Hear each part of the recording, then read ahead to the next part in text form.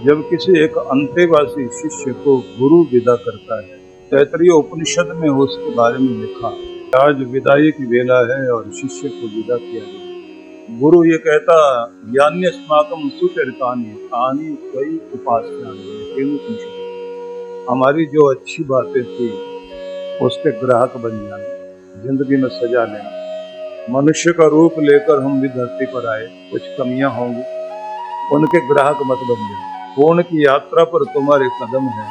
पूर्ण होने के लिए अपने गुरु की जो भी कुछ अच्छी चीजें हैं वो तुम्हारे साथ जाए। इतनी ईमानदारी भारत के ऋषियों ने उस अमृत ज्ञान में भरी। भारत के उपनिषद, प्राचीन भारत का वांग्मय जो हमारी धरोहर है, जिनको कुछ नहीं आता वो भी ये कहते हैं मैं तो अवतार हूँ भगवान, और तत्व वेदा मैं ही हूँ, मैं ही तत्व वेदा तुम्हें पहुंचाने वाला हूँ। लेकिन उन लोगों ने कभी भी प्रदर्शन नहीं किया। तैत्तरीय उपनिषद में शिष्य को विदा करते समय जब उपदेश दिया गया तो वहां पर कहा गया, सत्यम वद धर्मम च स्वाध्यान म प्रमद न प्रमदितव्यम। जीवन में बोलने के लिए तो सच है, धर्म बोलने के लिए नहीं है। धर्मम च वो आचरण, धर्म आचरण में दिखाई। स्वाध्यान म प्रमद, पढ़ना, जानना, सीखना, प्रेरणा लेना, आगे बढ़ना, इसमें कभी आलस्य मत करना। न प्रमोदितव्यम, करना भी नहीं चाहिए। ये संदेश देते हुए गुरु जब ये कहता धर्मम चर, धर्म का आचरण कर, तो वहां ये कहा जाता है कि आचरण में धर्म उतरना। और जैसे मैंने आपसे कहा था कि आपके लिए प्रोटेक्शन शील्ड कोई और नहीं, धर्म ही है। जितना आपके जीवन में धर्म होता है वही आपका रक्षा कवच बनकर आपको सुरक्षित है। शिवालय के सम्मुख भगवान शिव के सम्मुख बैठा हुआ नंदी कोई और नहीं है, वो धर्म का स्वरूप है, जिसके 3 पांव दबे हुए, 1 पांव उठा हुआ, ये दर्शाता है कि कलयुग में एक चरण ही धर्म का दिखाई दे रहा है। भगवान शिव उस पर विराजमान होते हैं, उसी पर बैठकर विचरण करते हैं। मतलब बैल नहीं, वो धर्म है। धर्म पर ही आरूढ़ भगवान है। जिसके जीवन में धर्म है उसके जीवन में भगवान भी है। इसलिए कृष्ण भगवान को कहना पड़ा, अर्जुन अगर मैं तुम्हारे साथ हूँ तो रिश्ते नाते कोई और नहीं है। तुम धर्म के पक्ष में हो, इसलिए तुम्हारे पक्ष में मैं खड़ा हुआ हूँ, और अगर तुम धर्म को छोड़ दोगे मैं भी तुम्हें छोड़ दूंगा। धर्म के कारण भगवान हमारे साथ। जैसे जैसे जीवन में कमी आने लग जाती है, व्यक्ति का ध्यान गुरु से, धर्म से, भक्ति से हटने लग जाता है, और दुर्भाग्य फिर वहां प्रवेश करता है। दुर्भाग्य भी ढूंढता है ना, तो कैसे आऊं इसकी जिंदगी में। दुर्भाग्य जैसे आएगा तो पहले वो आदमी के बुद्धि पर आकर विराजमान है। निर्णय गलत करेगा आदमी, निर्णय ही आपकी जिंदगी का भाग्य बदलता है। गलत निर्णय तो दुर्भाग्य शुरू, और निर्णय सही तो सौभाग्य। तो याद रखिए कि जब आप देखते हैं कि किसी की जिंदगी में दुर्भाग्य शुरू हो गया, तो सीधा मतलब है कि दुर्भाग्य पहले बुद्धि पर बैठता है, फिर वाणी पर बैठता। वाणी में भी दोष आ जाता है, बोलने में कमी हो जाएगी, गलत बोलेगा। और दुर्भाग्य दृष्टि में आकर बैठ जाए तो लक्ष्य नहीं दिखाई, अपने जो है सच्चे वो नहीं दिखाई देंगे, जो अपना है ही नहीं उनको अपना मान बैठता है। इसलिए किसी के घर में जब कृपा नहीं रहती तो आप देखते हैं ना, उसका बच्चा उसकी बात नहीं मानता। जो पड़ोसी उसके घर को खराब करना चाहता है, बच्चा उनके पास जाकर बैठता। महान पुरुष घर में आए तो बच्चों को भी ठीक बुद्धि देकर जाते हैं।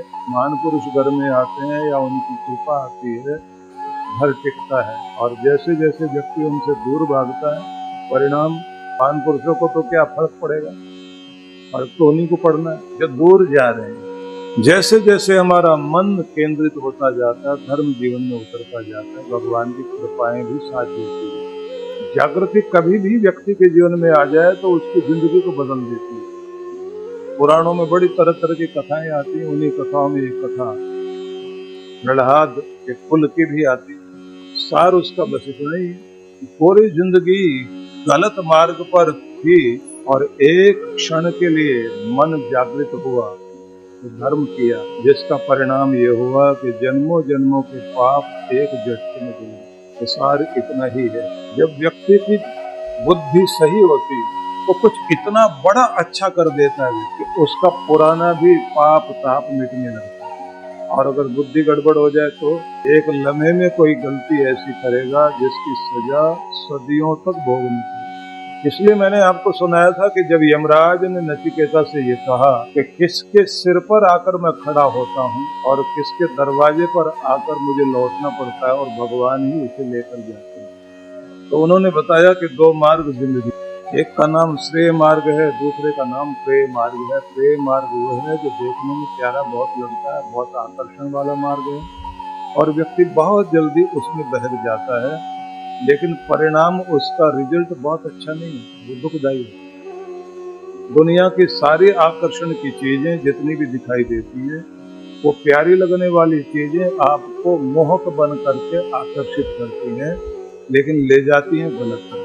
सीधा सरल मार्ग, सच्चाई का मार्ग, वो शुरुआत में आकर्षक नहीं, उसका परिणाम बहुत आनंददायी परिणाम, रिजल्ट बहुत अच्छा, लेकिन ये चीज बहुत देर के बाद समझ आती है। इसलिए गलत रास्ते पर बहुत जल्दी मन भटकता है। और भगवान ने तो दुनिया बनाई भी है, इस धरती की हर चीज आपको नीचे खींचती है, ऊपर नहीं जाने देती। और ऊपर अगर चलने भी लगोगे तो बड़ा दबाव पड़ता है। सीढ़ी चढ़ के देखिए, पहली सीढ़ी पर पांव रखोगे दबाव आएगा, दूसरी पर और दबाव आएगा, आखिरी सीढ़ी तक जाओगे तो आप कांपने लग जाओगे, इतना दबाव आता है। और ऊपर से नीचे उतरना हो तो फटाफट उतरते जाओ, क्योंकि नीचे खींचने वाली ताकतें बहुत हैं। इस संसार में कोई भी व्यक्ति पतन की तरफ जाना चाहता है, आसान है। ऊपर उठने के लिए चेष्टा करो, बड़ी ताकत लगानी पड़ेगी, क्योंकि आप इस माया लोक के विपरीत धारा में जा रहे। इसलिए चाह है अगर हमें ऊपर जाना है, ऊपर उठना है, तो यहाँ गुरु कृपा भी चाहिए, निरंतर का अभ्यास भी चाहिए और डिसीजन लेने वाली बुद्धि भी ठीक चाहिए। और बुद्धि ठीक तब होती है जब आपकी जिंदगी में धर्म चलता रहता है। तो धर्म के वो संदेश, वो लक्षण, वो चिन्ह, वो सिम्टम्स जो हमारे दिखाई देने चाहिए कि हम धार्मिक हैं, तो उन्हीं में एक शब्द आगे आता है, शौचमिंद्रिय निग्रह। पवित्रता आए लेन देन में, बोलचाल में, उठने बैठने में, व्यवहार में, रहन सहन में, हर चीज में पवित्रता का पहले ध्यान रखें। घर को पवित्र बनाइए, कमाई को पवित्र कीजिए, किसी भी चीज में व्यवहार जो भी आपका होता है वो पवित्रता को सबसे पहले ध्यान रखना है। और कोरोना काल में तो ये बात बहुत ज्यादा समझ में आई लोगों, हाथ धोना, बार बार धोना। ज्यादातर तो लोग जैनी जैसा ही जीवन जीने लग गए थे, मुंह पर पट्टी बांधकर। खाने पीने में बहुत ध्यान, दूर से हाथ जोड़ के मिलते थे, हाथ मिलाने को भी पसंद नहीं करते, गले मिलने की तो बात।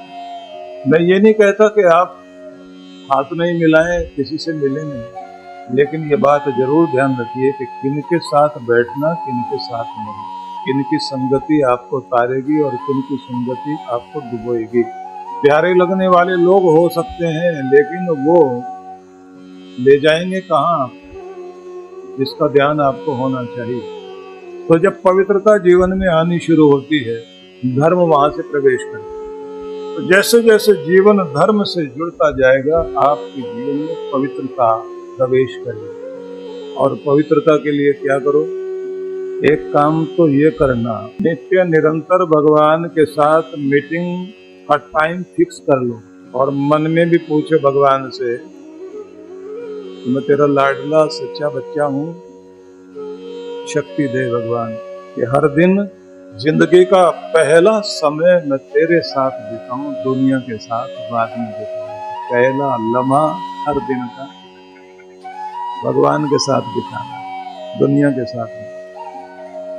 दुनिया के साथ बिताओगे वो काम नहीं आएगा, लेकिन जो वक्त भगवान के साथ बिताया बस वही इस लोक में भी तारेगा और उस लोक में भी लेकर के जाएगा।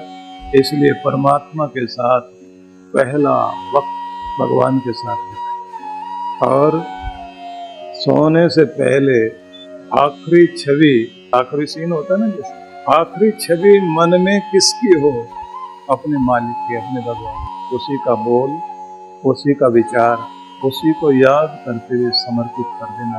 तो जब आप सोते हुए परमात्मा में नाम जपते हुए उसी में शयन कर जाएं, उसी में सो जाएं। सहजभाई ने बड़ा सुंदर कहा था, 300 साल पहले एक भारत में साधवी हुई, अपने गुरु का आदेश पाकर के एक कुटिया में बैठकर उसने साधना की, भगवान का दर्शन पाया और फिर बहुत साधारण शब्दों में बहुत गूढ़ ज्ञान का, जो सोवे सो सुन में, जो जागे हरि नाम, जो बोले सो हरि कथा, भक्ति करे नहीं काम। परमात्मा में सोना सीख जाए, उसका नाम जपते जपते जैसे दुनिया खो गई और भगवान में शयन कर गए, उसी में खो गए और उसके आनंद और उसके प्रेम की तरंगे हमारे हृदय में भी आए, रोम रोम में भी आए। श्वास श्वास में नाम जपते हुए परमात्मा में खो गए और उसे महसूस करो कि वो सब जगह है। वही सत्य नाम तो वही ना, एक ओंकार सतनाम करता। जब आप महसूस करते हैं कि संसार का कर्ता भी वही है, मालिक भी वही है और अजन्मा शक्ति भी वही है, सर्वत्र व्यापक भी वही है। एक शब्द बड़ा अद्भुत दिया पहली पातशाही ने, सहभम। संस्कृत में इसके लिए नाम आता है, शब्द आता है स्वयं भू, जो खुद से है, जिसे किसी ने बनाया नहीं, जो दुनिया को बनाता है लेकिन जिसे कोई नहीं बना सकता, खुद से। इसलिए जो खुद से है वही तो खुदा है। इसलिए उसे कहा है कि मिलता कैसे है, गुरु प्रसाद। गुरु की कृपा जब होती है, मेहर होती है, तब उसको पाया जाता है, फिर उसकी अनुभूति।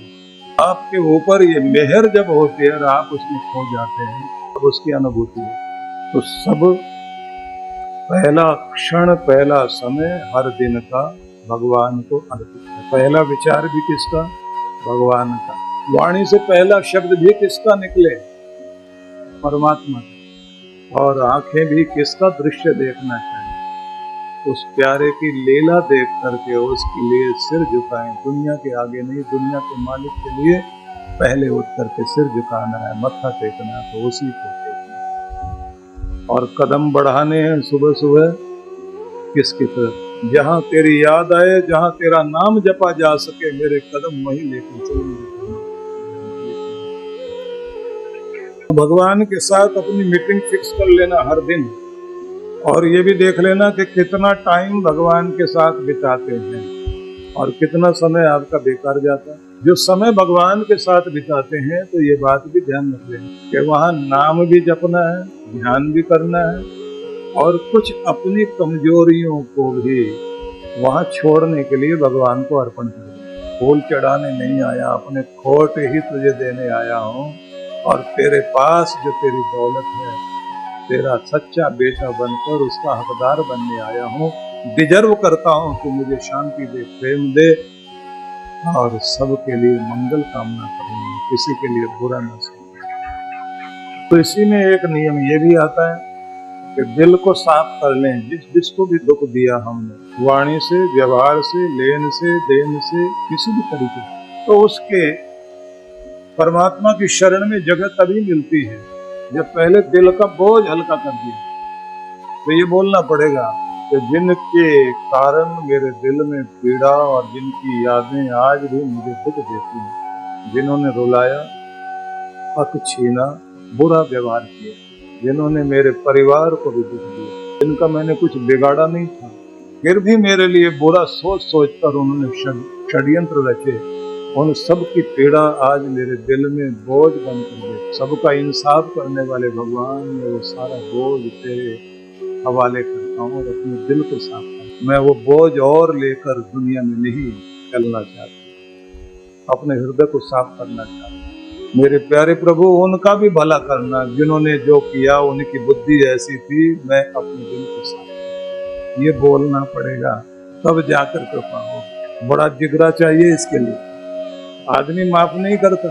आदमी की तो हालत ऐसी है जैसे वो भगवान शिव जी किसी पर प्रसन्न हो गए थे ना, जब प्रसन्न हो गए तो उसको वरदान दिया कि जो तू चाहता है वो मिलेगा।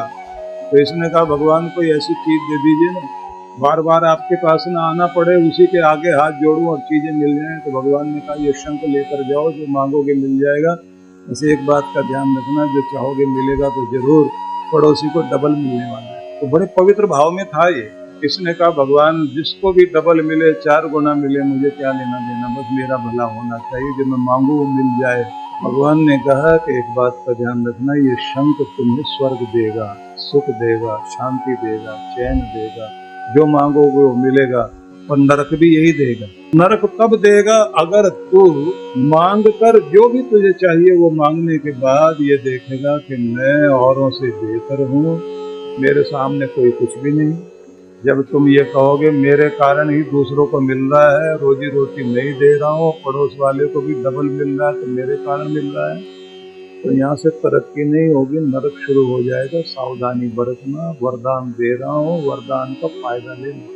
अब ये कहता भगवान आप बेफिक्र रहो, मैं ऐसा आदमी नहीं, जो आप कह रहे हो उस बात का पूरा ध्यान रखना। भगवान जी ने शंख दे दिया, घर में आ गया। आते ही इसने सोचा चेक करके देखते हैं। इसने बैठते एकदम कहा भगवान 4 मंजिल का मकान बन जाए मेरा।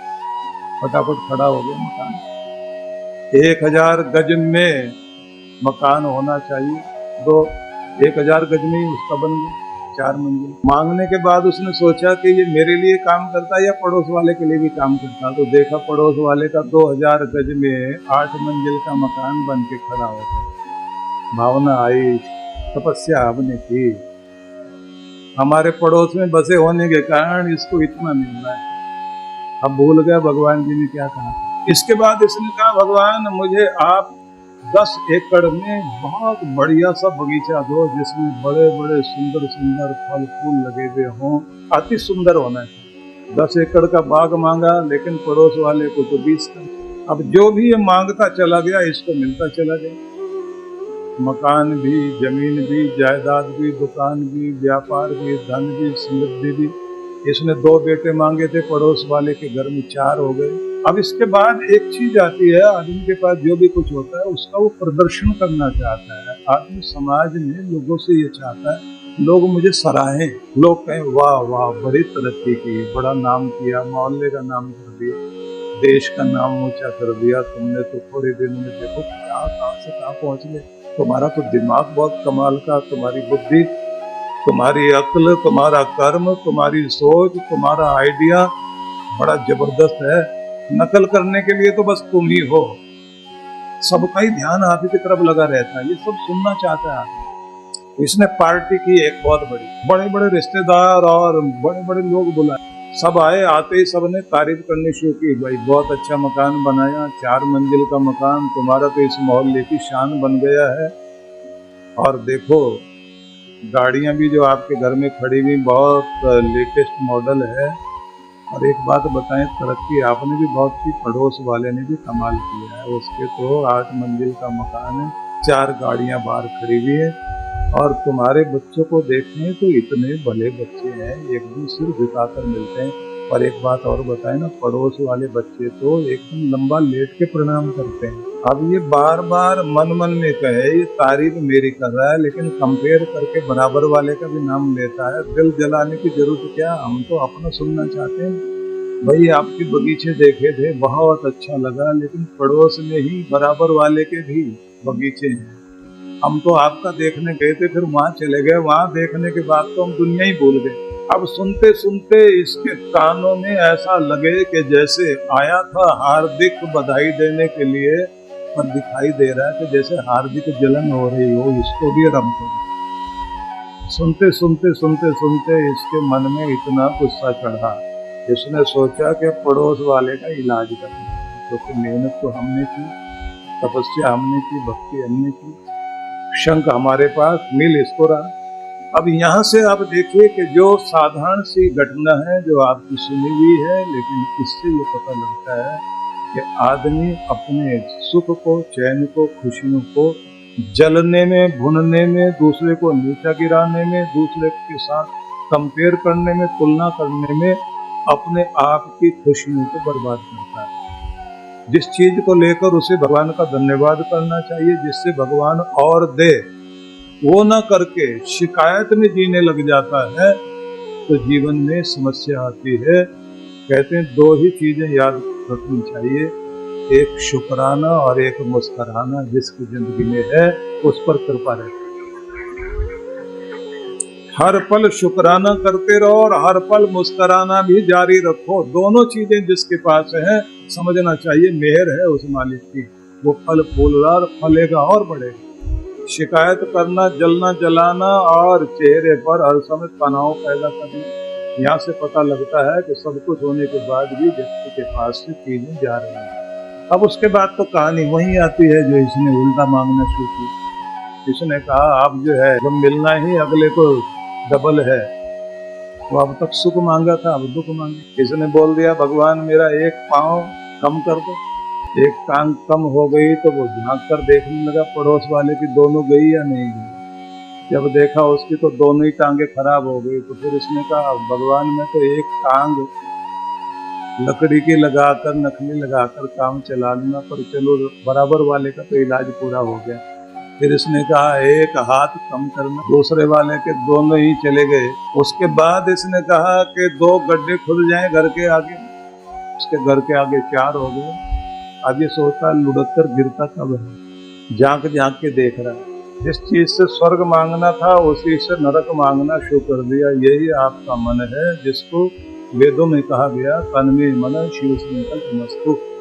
आपका मन शिव संकल्प वाला हो तो परमात्मा से जोड़ देता है, और बुरे संकल्प वाला हो तो नरक के दर्शन कराता है। खुद भी नरक में पड़ो, दूसरों को भी नरक में। मैंने बहुत पहले विश्वविद्यालय दिल्ली में एक कार्यक्रम था, तो मैं बता रहा था कि आप अपनी प्रगति पर ध्यान देना, ईर्ष्या द्वेष में मत पड़ जाना, लक्ष्य दिखाई देता रहे, आगे बढ़ते चले जाएं। क्योंकि आपको आउट करने वाले बहुत सारे, उस समय क्रिकेट का कोई मैच चल रहा था, तो मैंने कहा मैच में आप देखते हैं एक खिलाड़ी बैटिंग करता है, 11 खिलाड़ी उसे आउट करने के लिए खड़े होते हैं। जितना वो धैर्य रख करके अपनी बैटिंग करता रहे और जमा रहे, खेल का आनंद लेगा, जीतेगा और लोग तालियां देंगे। और अगर हिल गया, ध्यान बट गया तो आउट होता है। तो मैंने कहा एक ही तरफ ध्यान रखना चाहिए व्यक्ति को, बराबर वाले को देख करके उसे दुखी करने में अगर लगेंगे तो अच्छा नहीं होगा। तो मैंने ये कहानी सुनी, एक लड़का खड़ा हो गया, उसने खड़े होकर के कहा जी उस आदमी को मांगना नहीं आया। मैंने कहा बहुत ठीक बता रहे हैं। नहीं नहीं आप समझे नहीं, वो जो ये कह रहा था ना कि एक पाँव कम कर दो, एक टांग, एक हाथ कम कर दो, ये सब कहने की जरूरत नहीं थी। सीधा ही कहता भगवान मुझे अधमरा कर दो, अगले का कल्याण हो जाए। मैंने कहा कौन सी क्लास में हो? बोले अभी तो BA फर्स्ट ईयर में हो। मैंने कहा जब फाइनल में आएगा तब क्या दिमाग होगा। बुरी तरफ बहुत जल्दी दिमाग जाए। दूसरे के बारे में बुरा कैसे किया जा सकता है? जिस दिन आपका मन इस बारे में सोचता है कि ज्यादा बेहतर कैसे किया जा सकता है, बस समझ लेना उस दिन आपकी जिंदगी में धर्म आ गया और आपका कल्याण होना शुरू हो।